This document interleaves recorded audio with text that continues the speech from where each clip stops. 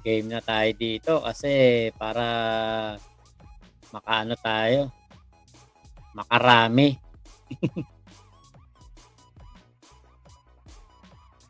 Ako ay Yan. as in, durog na durog. As in, durog na durog. Mawawaran. Pero waran ko. I-serve lang po namin yung waran. As in, durog na Munggo yan. Wala tayong limang lakan. Ako muna nagsampa. Ako unang nawaran. As in, durog na durog. Wala kayo. Ikaw mo kaya. As in, durog na durog. Ngayon ka magtabang tabaran. Pag hindi ko binasag lahat ng hindi mo, ewan ko na lang. Pinakamagandang gawin Makawalang yan. ay manalangin tayo sa Kayo, mga kinakapagago. Sasabi ka ng tao, nanantik ang display. Huwag makapa ako. Meron ka, hindi ka pa makakalawa. Ay, paglitan ko. Ano, makadalo? Galingan mo pa. Gago nga yan. Galingan mo pa, putang ina mo. Hindi, it's okay.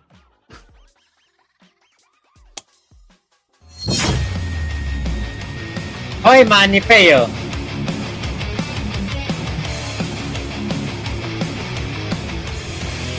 So what's up sa mga kahombre ko dyan? Makagago masama na naman niya pala to. At syempre mga kahombre ko, alam niyo na, today is the day kung saan ating pong tatalakayin ang isa na naman sa mga kabulastugan ni Norman Mangusin.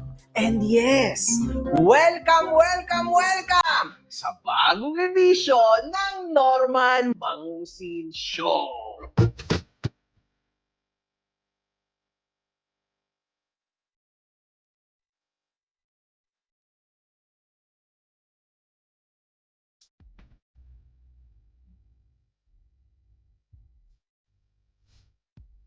Hinahanap niyo ba ako sa Facebook?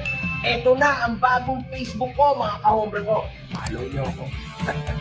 Aba, mga kahombre ko, kung inyong maaalala, nitong nakalipas, nagbasa tayo ng malupit na conversation ni Alex Fabella against sa isang mysterious girl. In fact, tinawag na nga natin siyang Alex the Skywalker. At ito ho, huwag niyong kakalimutan mga kahombre ko, ayon sa isang conversation nilang dalawa, ito ang sinabi niya. Hello po sir, ask ko lang po, wala ka ba talagang asawa or maybe side chick? Ang sagot ho ni Alex, wala po ma'am, 7 years na po akong nakatutok sa aking business. So ayan mga kahombre ko, makikita ho natin na sinabi niya na wala daw siyang asawa mga kahombre ko. Ngunit, huwag niyong kakalimutan na si Mr. Alex Fabella ay dati nang na-feature sa KMJS. Kung saan ho, ito ang sinabi ni Madam Jessica Soho. Sa Maynila, nag-cruise ang landas ni Alex at ng dati niyang kaklasing si Ederlyn. Nagkamabutihan sila hanggang taong 1994, umuwi sila ng Marinduque para bumuo ng sariling pamilya. Meron ho pala siyang asawa at ito nga ay inilabas ng KMJS. Ito ang picture nila. So, kayo na ho ang magdesisyon.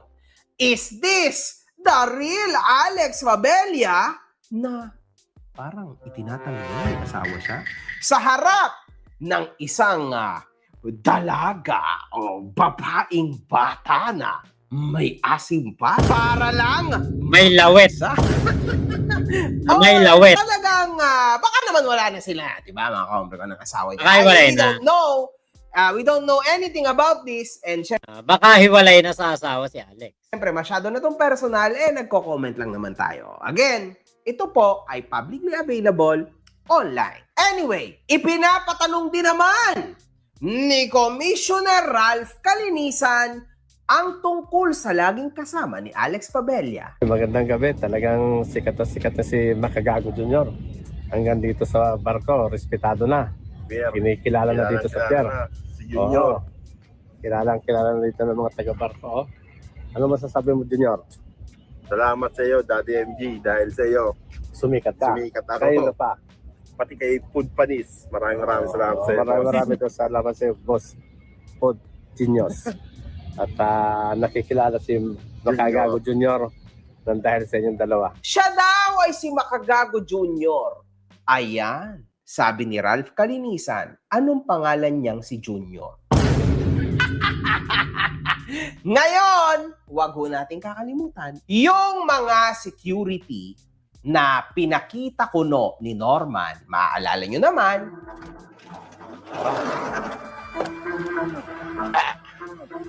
Tang, tatapeng, tang, tang, tang. Sabi nyo, hindi kayo sinama yung ano. Mga guwapings, mga... Oh, at least to mga to, yung iba batak na batak pa. Okay na kayo na yan. yanong mga yan ay under investigation na. And for sure, hahabulin din ho yan ng NAPOLCOM. We know, alam namin, hahabulin yan ng NAPOLCOM. Yan ang yan ang kawawa, yung mga yan. Kasi ang gusto lang naman ng mga yan, may kitain na pangtawid, di ba? Yung pangtawid lang. Kasi 1,000 lang naman sa araw binigay sa kanila ni Kulaong. Kaya lang, putya ang kapalit, kaso mula sa NAPOLCOM. Ayan, Kuya Henry, nandyan na. Kel, Ate Ayumi. Ayan, hello po. Only time will tell. Dahil nga, syempre, sa tinatawag na due process. Pero, sigurado, tutuluyan talaga to ni Commissioner Ralph Calinisan. So, abangan na lang ho natin, no? Yung araw na mapapatawag ang mga security guard kuno na ito na mga pinagbabayaran lang ni Norman somewhere. Di ba? Isa kang malaking tukmol. Ngayon, mga kahombre ko, nagkaroon ho ng isang post si Food Genius kung saan ang sabi niya ay, bumalik na nga po ang 100% kapangyarihan ng ating bida na mataan si Norman sa QC Prosecutor Office kasama ang group of lawyer niya at nag-iisang abogado na si Attorney Anchuvas. So, eto namang Anchuvas, mga hombre, wala naman tayong masasabi kasi abogado siya. So, let him do his job. Ngunit, mga kahombre ko, nalaman na ho namin na itong ikinaso ni Norman Mangusi na ito ay kaso against sa akin. Hindi ko lang alam kung kanino pa yung iba. So, most probably, kami na naman siguro yung group of Food Genius. Pero yes, ito ho yung araw na kinasuhan niya ako sa Quezon City. So ngayon, makikita ho natin mga kahombre ko, huwag niyong kakalimutan. Una, kinasuhan niya ako sa Isabela. Si makaogag na makabaho na mukhang mongoloid, na mukhang sintu-sintu na abnoy, iyan ang tulungan nyo dahil tinagtad ko ng kaso doon sa Isabela, sa Ilocos Norte at sa La Union. O, yan. And then, yung ikinaso niya na yon sa Isabela, ay na-dismiss. Ngayon noong January 20, yung isinampa ko kay Makagago na kaso sa Isabela ay na-dismiss. After niyan, mga kahombre ko, nagbago ho ang ihip ng hangin. At sinabi niya, mga kahombre ko, na siya'y taga-Paranaque na daw, mga kahombre ko. O, Vice, thank you. Taga-Paranaque na rin ako ngayon. Oh. After ho niyan, guess what? Nagkaso din siya sa akin sa Paranaque. Ang galing, mga kahombre ko, di ba? Una sa Isabela. Sabi niya, taga dun siya. Ngayon naman, lumipat siya sa Paranaque. Ngayon, after niya sa Paranaque, mga kahombre ko, kinasuhan niya rin ako sa Quezon City naman ngayon. Now, mapapa-question ka, how come nangyayari ang mga bagay-bagay na ito, di ba? Yes, kahit sa akin, mga kahombre ko, ito ho ay unclear. Kasi makikita naman natin at klarong-klaro na ito ay forum shopping, mga kahombre ko. And at the same time, this is very clear now, mga kahombre ko. Ang gusto niya lang ay pahirapan ako. At ito pa ang malupit. Hindi niya ho pwedeng gawin yan. Ngayon, nagsampa naman ng demanda si Kulaong sa sa Quezon City. Kasi lately lang, mga kahombre ko, di ba? Sa Paranaque siya nagkaso sa akin. So, paano naman nangyari yon na nakakuha ka ng residence mo sa Quezon City? Tandaan nyo, 6 na buwan. Ang last known address mo dapat, 6 na buwan. Di ba? Oh. Di ba lately ang sabi mo, ikaw ay taga Paranaque? Kailan ka naman naging taga Quezon City ngayon? Abay, napakatindi ho talaga nito, mga kahombre ko, di ba?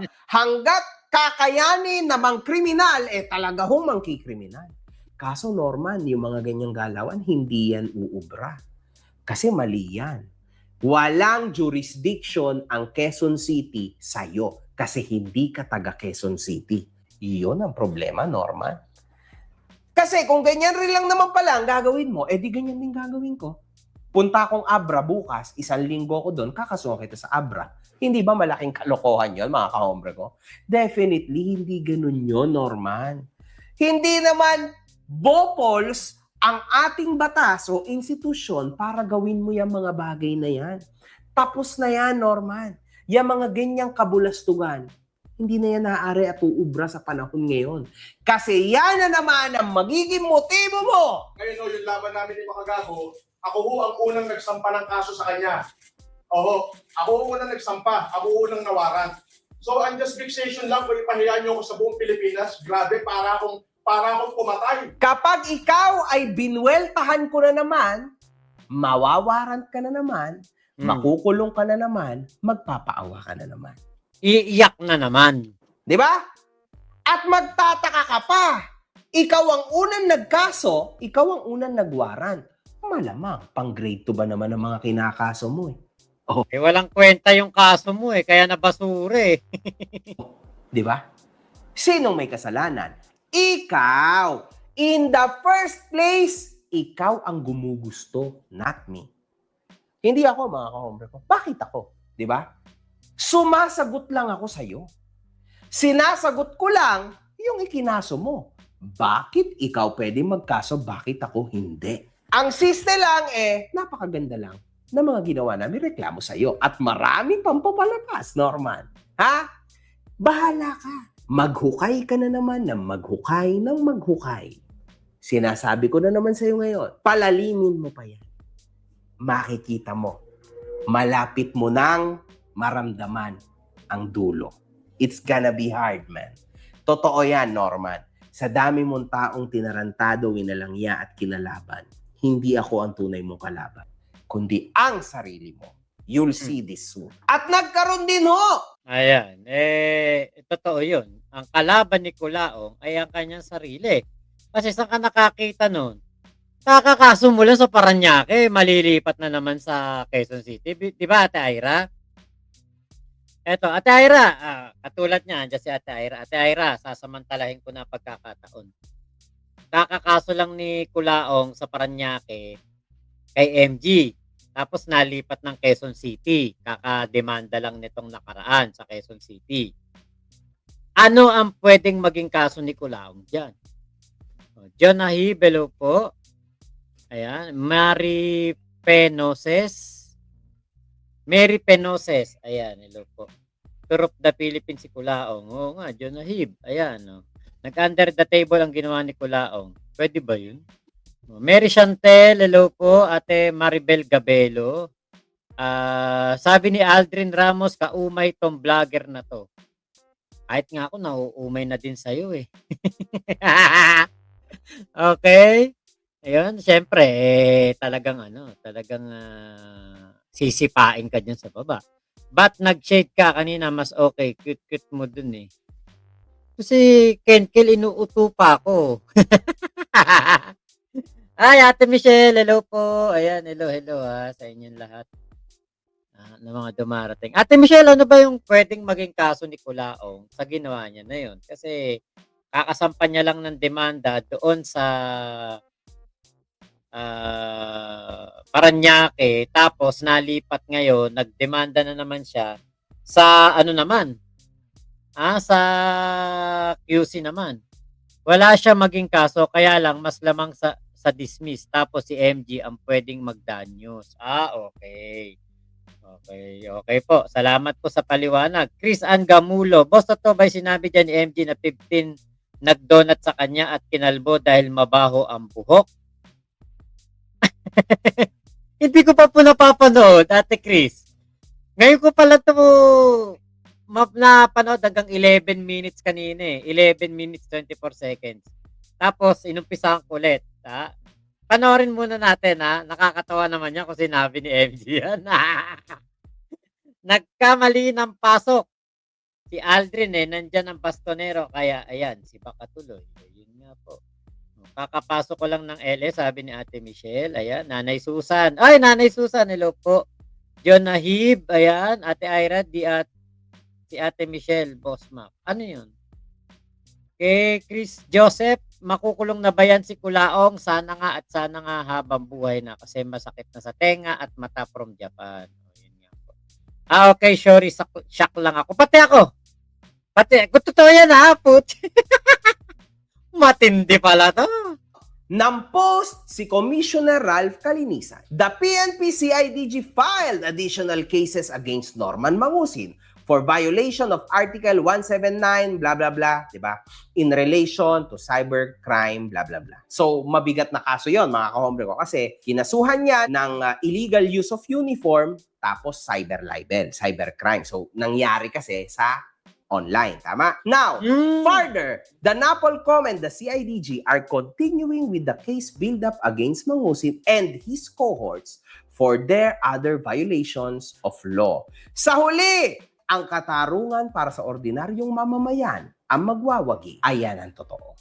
Ayan ang totoo kasi anyway, di ba? Tulad nga na sinabi ni Atty. Calinisan, di ba? It is a pleasure na makasuhan ng Norman Mangusin para makita natin kung sino nga ba talaga nagsasabi ng totoo sa hindi. Makikita natin yan very soon, mga kahombre ko!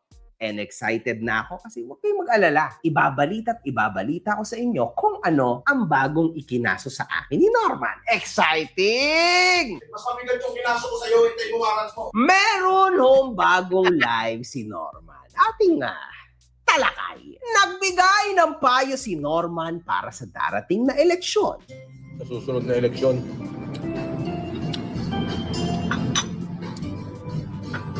pumili tayo ng politiko na walang bahid politika.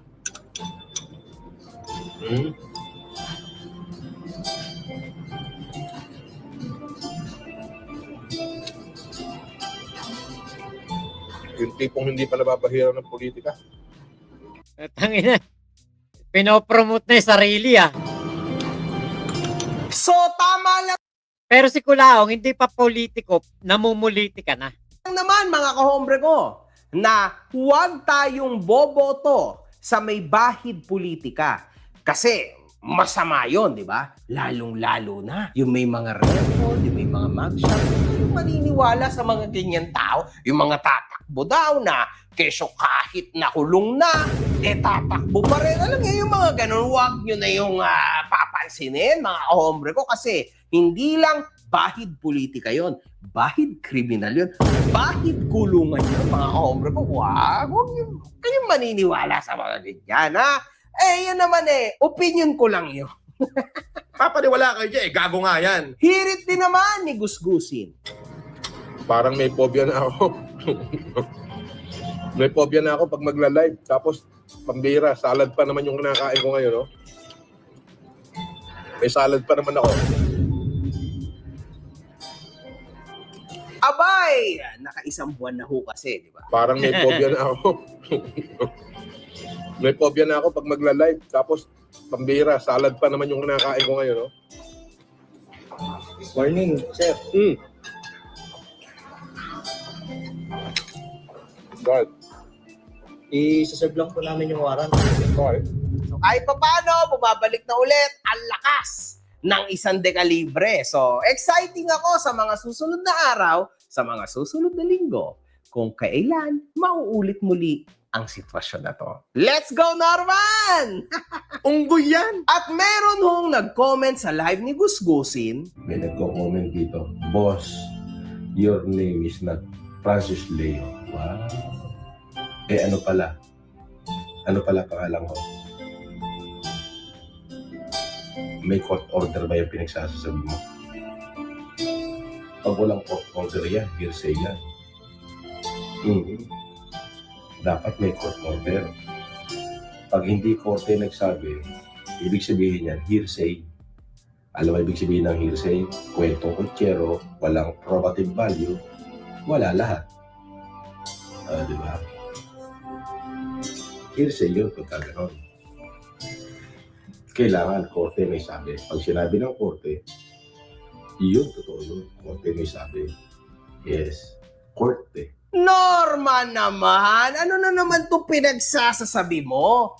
Klaro na nga at ipinost na nga ni Po Genius na kanselado na ang birth certificate ng Francis Leo Marcos sa PSA. Sige nga, kapag nga nag-expired na yung passport mo, subukan mo nga ulit i-renew para magkakitaan tayo kung possible nga yan. Isa pa, Norman. Akala mo nakakalimutan na naming lahat? Ang iyong driver's license ay revoked na. So make sure hindi yan ang ginagamit mo na identity card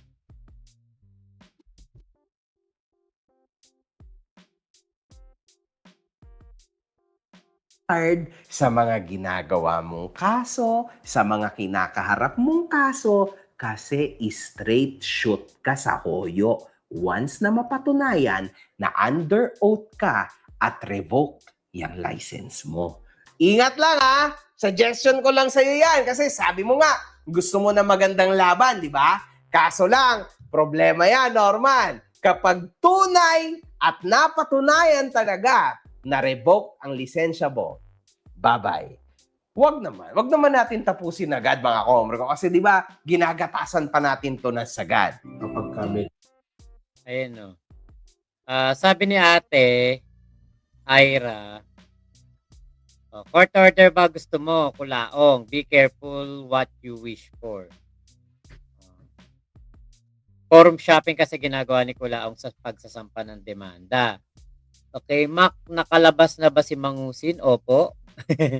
Matagal na po.